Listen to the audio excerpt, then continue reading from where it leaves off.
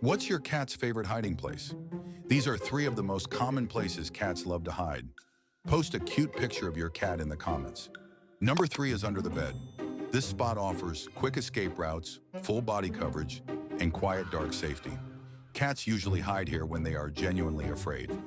Number 2 is their own personal fortress, a box. Boxes check every cat's survival box. They have walls for protection, darkness to feel invisible, and they're very warm. Studies even show boxes can reduce stress in cats. And number 1 is bags. Bags feel like safe little caves and secret tunnels.